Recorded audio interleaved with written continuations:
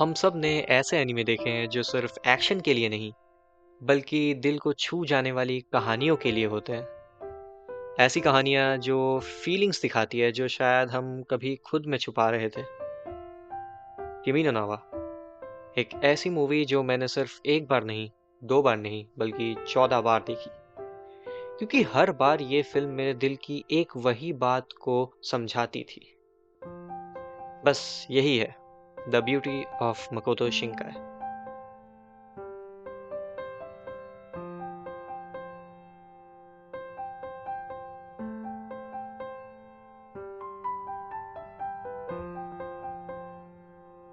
शिंकाई की stories mostly छोटी छोटी सिचुएशंस के कॉम्बिनेशन से एक कंपेलिंग नैरेटिव बनाती है।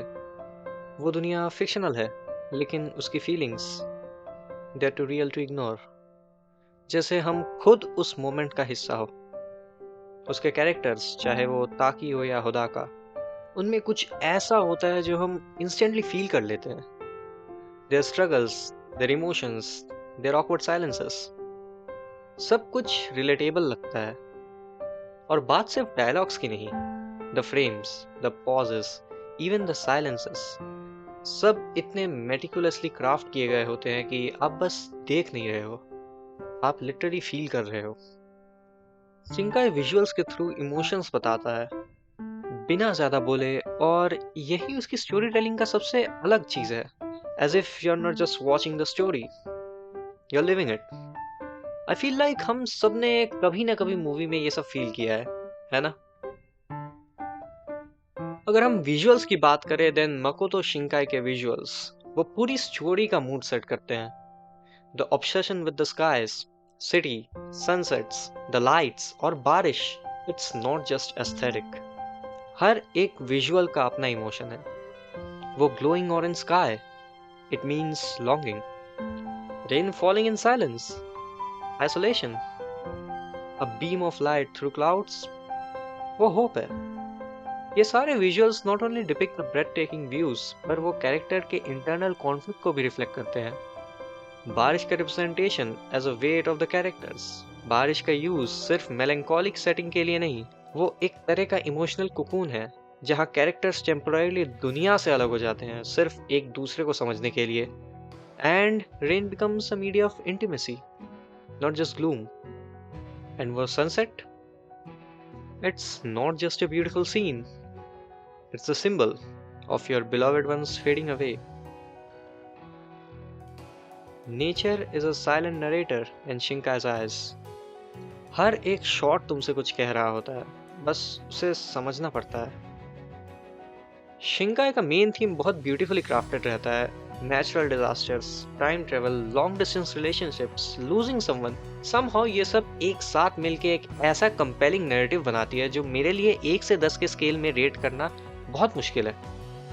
कैरेक्टर्स को स्ट्रगल करते हुए देखना, अगेंस्ट टाइम, अगेंस्ट फेट, उनका बार बार फेल होना येट नॉट गिविंग अप, क्योंकि उन्हें तलाश है not only for someone but something, and वो है peace with in themselves. Time's cruel to its character. Distance is like a constant reminder कि things change, people change, और उन changes को accept करना सबसे ज्यादा painful होता है। Example would be Tenki no Kome, Hodaka की longing for the world without rain, for a simple life with Hina। वो एक यूनिवर्सल फीलिंग को रिप्रेजेंट करता है, wanting to change your circumstances, but he too has to come in terms with the cost of his desires। ये longing जो शिंकाई हर film में दिखाता है, वो हमेशा एक इमोशनल अंडरकरेंट होता है। No matter how far apart the characters are, their hearts are still connected in the way they can fully understand। Even the music, वो एक साइलेंट yet पावरफुल फोर्स है जो हर मोमेंट को ज्यादा इंटेंस बना देती है।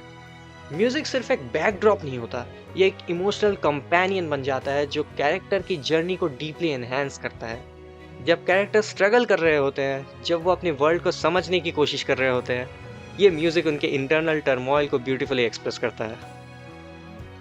अब बात करते हैं उस मूवी की जिसने मुझे पर्सनली बहुत इम्पैक्ट किया। मूवी फर्स्ट टाइम देखने के बाद मुझे बहुत सारी फीलिंग्स साथ में हुई। द लॉन्गिंग फॉर समवन, उदासी, एक ओल्ड फ्रेंड को गुड बाय बोलने वाली कि शायद हम बाद में नहीं मिलेंगे। और ये सब फीलिंग्स मुझे हमेशा होती है जब मैं ये मूवी देखता हूँ। जस्ट व्हेन यू थिंक कि ये सीन्स और ब्यूटीफुल नहीं हो सकते, तभी रेड विम्स का जादू चलता है। 愛し方さえも君の匂いがした歩き方さえもその笑い声がした रेड थ्रेड ऑफ फेट का कॉन्सेप्ट, ये एक ऐसा सिंबलिज्म है जो मेरे लिए बहुत ही ब्यूटीफुल एंड प्रोफाउंड है। ये आइडिया कि कुछ कनेक्शंस इतने स्ट्रांग होते हैं कि अगर आपको कुछ भी अलग करना पड़े, आप फिर भी एक दूसरे से जुदा नहीं होते। It's as if no matter the distance और time, some bonds are just destined to be. Mitsuha और ताकी का कनेक्शन बिना एक दूसरे से प्रॉपरली मिले हुए इतना रियल लगता है। That's where the Shinkai's magic lies. The way time and space breaks apart and फिर भी दिल का रिश्ता बना रहता है। It's a poetic tragedy. उनका नाम याद नहीं रहता, पर फीलिंग याद रहती है, and that's what matters. In short, your name ने मुझे बहुत डीपली इम्पैक्ट किया है, एंड शायद मैं इसको ऐसे टाइम पे देखा जो मेरे लिए बहुत परफेक्ट था। It was the time of my teenage life, जहाँ मैं नई चीज़ें एक्सपीरियंस कर रहा था। I was experiencing love, heartbreak and many more things that teenage has to offer. और मैं हमेशा उसके इमोशनल जर्नी को अपनी जर्नी की तरह फील करता हूँ।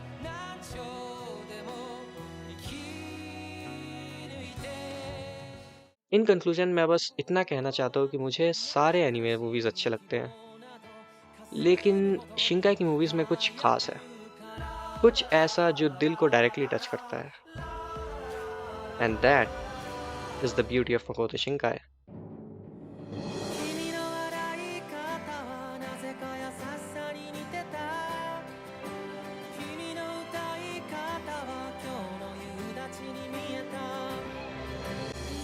अगर तुम्हें ये वीडियो पसंद आई होगी तो प्लीज़ लाइक करो और मेरे चैनल को सब्सक्राइब करो, और कमेंट सेक्शन में बताओ कि तुम्हें कैसी लगी ये वीडियो और तुम्हारा फेवरेट मकोतो शिंकाई की मूवी कौन सी थी। तब तक के लिए मिलते हैं अगले एपिसोड में।